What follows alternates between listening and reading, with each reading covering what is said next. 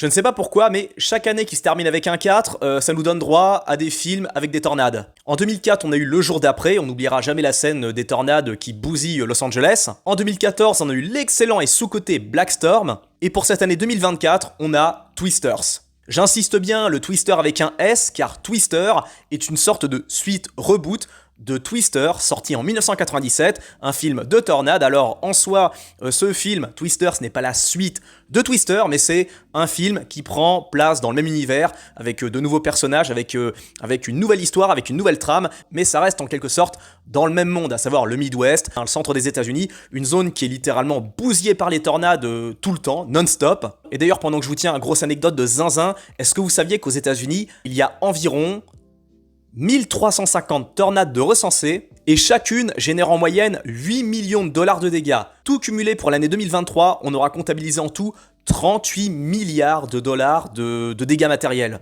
C'est juste ouf, et je parle même pas du bilan humain, 83 morts pour l'année 2023. Non mais regardez-moi ces chiffres, c'est un truc de taré quand on y pense. Donc on peut dire qu'avec des événements dramatiques comme ça, on tient un gros potentiel de film catastrophe, d'autant plus que la tornade, c'est quand même effrayant. Et dans Twister, celui de 97, les tornades étaient effrayantes.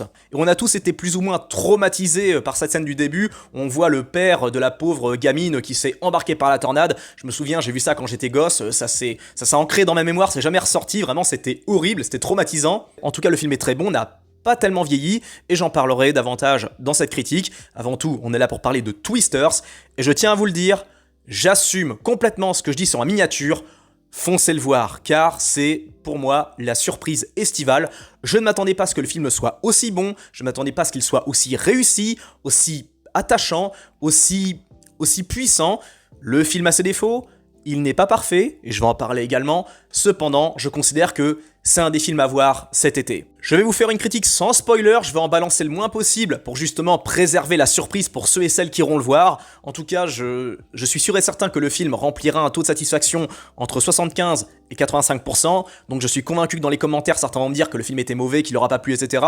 Mais je sais très bien que la grosse majorité des gens qui vont aller le voir, ils vont kiffer. Et je vais vous expliquer pourquoi vous allez kiffer. J'ai été le voir par pur dépit, je ne m'attendais à rien, et j'ai été tout sauf déçu.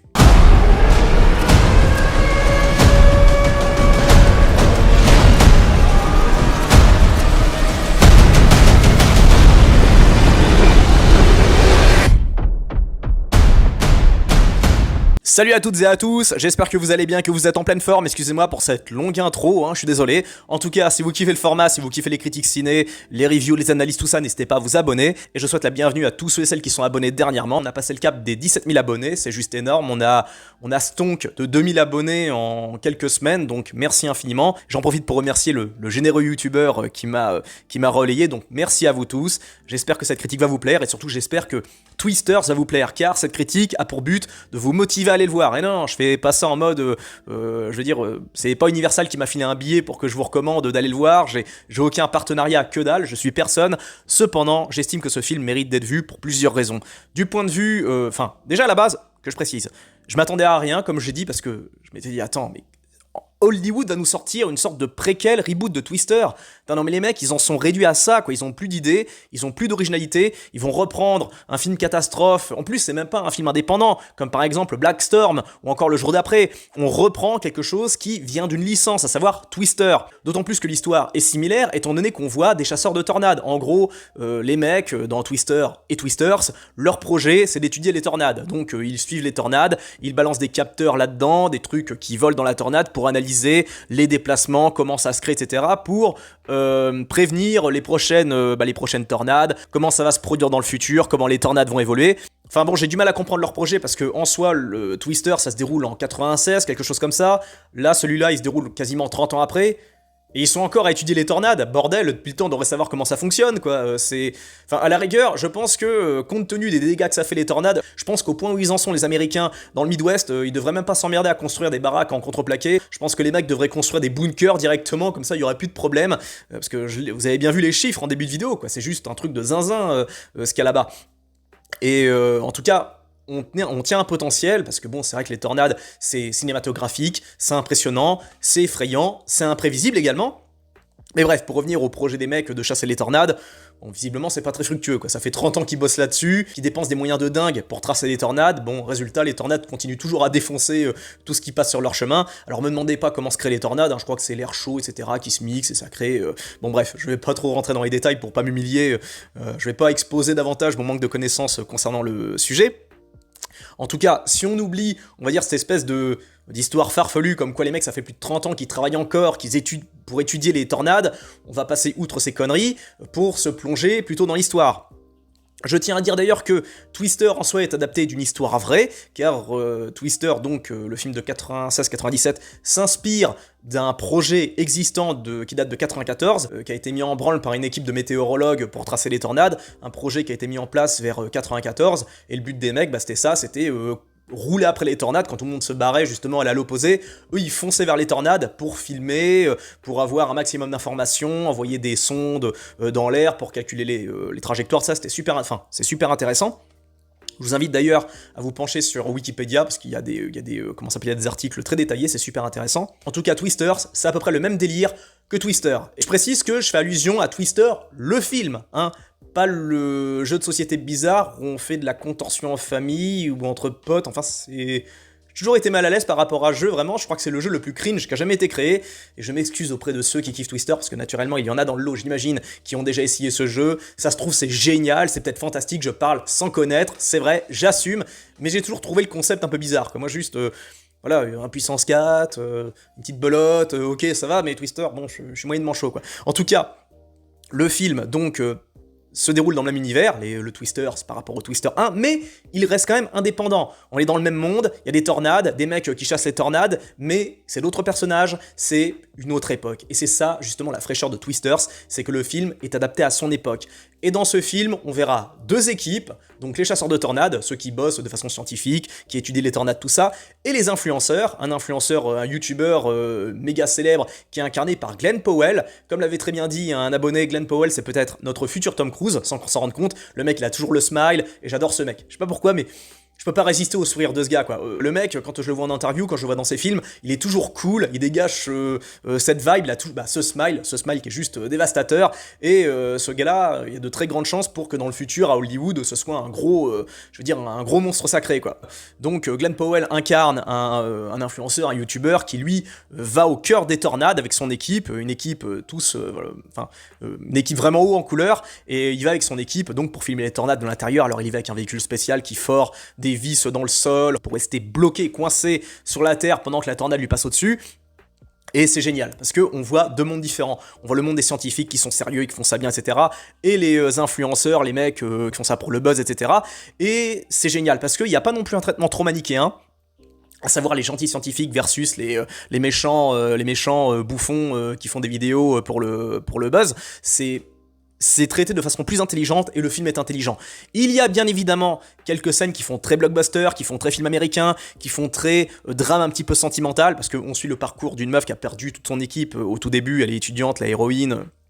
La meuf qui joue l'actrice principale, elle est avec ses potes étudiants et il leur arrive une couille pendant la traque d'une tornade.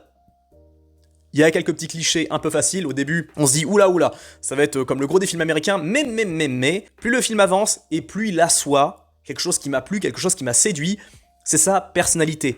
Ce film a une personnalité de dingue, ce film a une âme. Tous les personnages ici ont une personnalité, ont une épaisseur, on les voit très peu parfois, mais ils ont cette empreinte, ils ont cette humanité qui font qu'ils sont inoubliables. Notamment l'équipe de Glenn Powell, donc le mec, l'influenceur, tous les mecs qui l'entourent, les meufs, tout ça.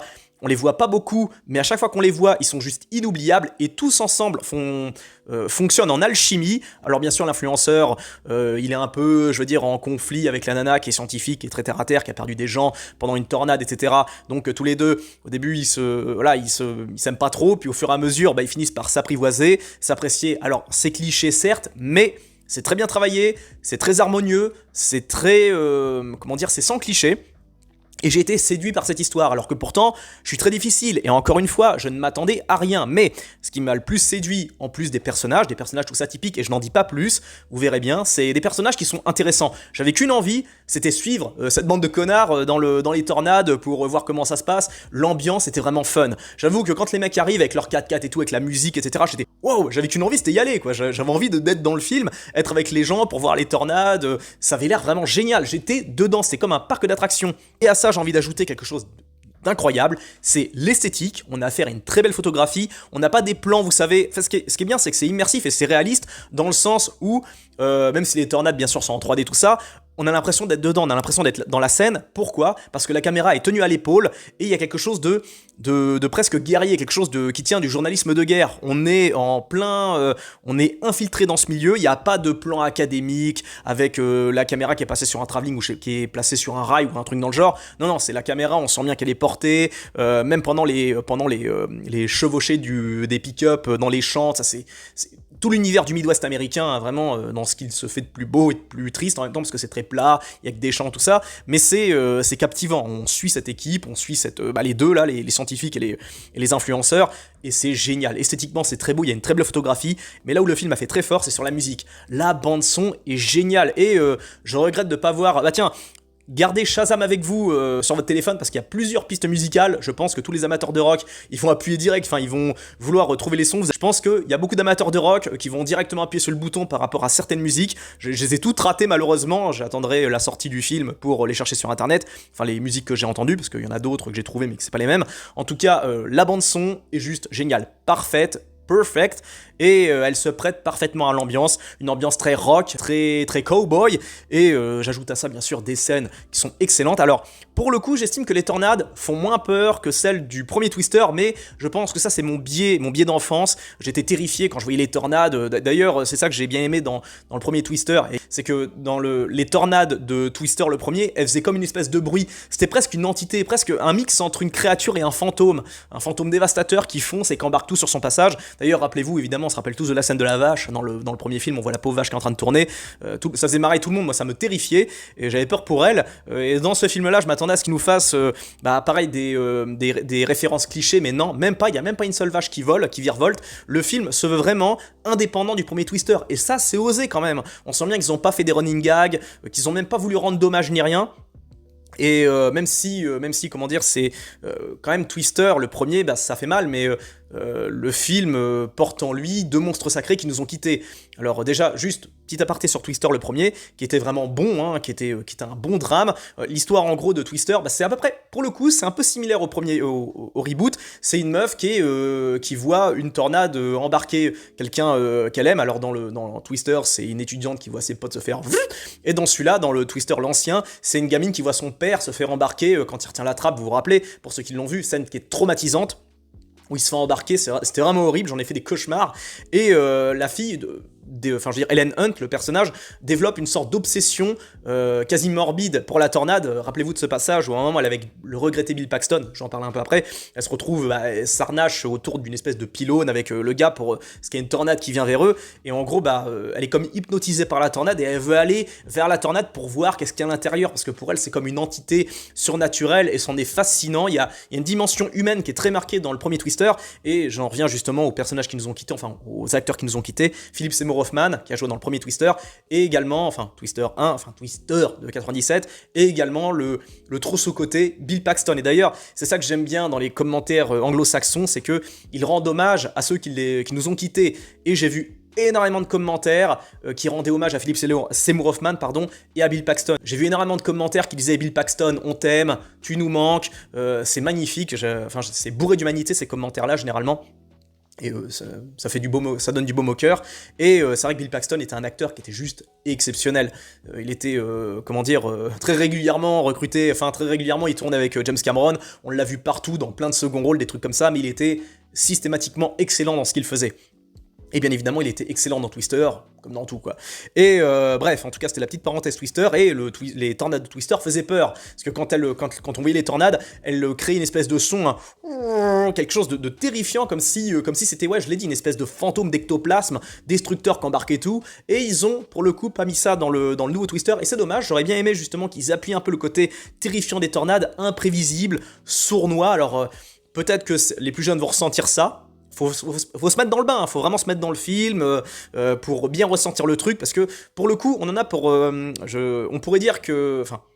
certains ont sorti dans les commentaires, j'en ai vu quelques-uns qui n'avaient pas assez de tornades. Moi je trouve qu'il y a juste ce qu'il faut.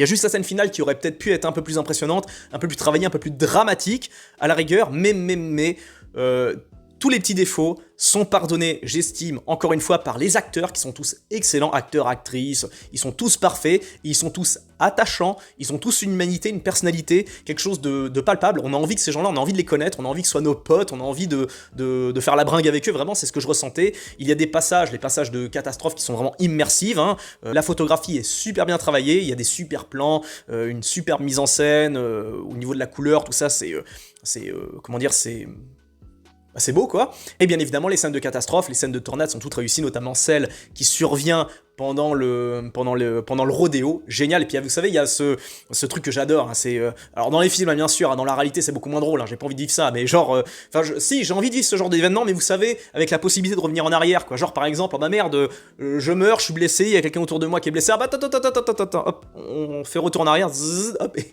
il se passe rien, tout va bien comme avant quoi. Mais je veux dire, le passage avec les sirènes, ça j'adore, c'est quand on entend les sirènes qui commencent à hurler là, on se dit merde, ça y est, il faut se barrer parce que sinon on va se faire embarquer par la tornade et on ressent cette tension est palpable. Bref, en tout cas, voilà ma critique sans spoiler de Twisters. Je vous invite à aller le voir, je prends le risque que certains d'entre vous soient déçus. Alors je les imagine déjà dans les commentaires, ouais Batman, espèce de mytho, le film c'était de la merde, gna gna gna. Je prends le risque d'avoir des haters dans les commentaires, mais je sais que la majorité d'entre vous, vous allez au minimum kiffer et au mieux adorer. Je pense qu'une bonne partie d'entre vous vont être surpris, agréablement surpris, et retenez bien ce que je viens de dire. La musique est excellente, la photographie est très belle. Prenez bien attention au jeu d'acteur, parce que des fois j'ai remarqué quand on insiste sur quelque chose, et ben justement, quand on recommande quelque chose, on a tendance à se concentrer un peu plus là-dessus. Concentrez-vous sur le jeu d'acteur, concentrez-vous sur la musique, concentrez-vous sur l'esthétique, concentrez-vous sur les plans de... Il y a des plans très intelligents et très bien travaillés. Le plan où on voit, comme dans la bande-annonce, comme on voit la fille qui fait le signe de la tornade dans la bagnole, à Glen Powell, et puis ils sont tous les deux un petit peu genre en concurrence, où ils sont tous les deux fascinés par les tornades, bref... C'est génial, et surtout ce que j'aime bien dans ce film, c'est que c'est pas prétentieux, on est loin des clichés du cowboy hyper viril, etc. Parce que le mec avec son chapeau, tout ça, c'est différent, c'est réaliste, c'est cool, c'est le film de l'été parfait pour moi. Et le final est très bon, j'ai adoré le final, le final qui est très simple, hein, mais qui est quand même... Bon allez, je spoil quand même, c'est un happy end, hein, désolé, mais le happy end est juste parfait. Et le plan d'après, le générique final, j'étais scotché au siège tellement la musique était géniale et tellement j'ai adoré. Voilà, j'ai kiffé Twisters. J'attends votre avis dans les commentaires. Tenez-moi au courant quand vous irez le voir. Je veux votre avis, je veux votre opinion. Je vous dis à très bientôt pour une prochaine critique. Prenez bien soin de vous les amis. À très bientôt. Et n'hésitez pas à checker mes autres vidéos, je ne fais pas que des critiques, je fais des rétrospectives, des analyses, des conneries comme ça. Et abonnez-vous à la chaîne si vous kiffez le format. Ciao.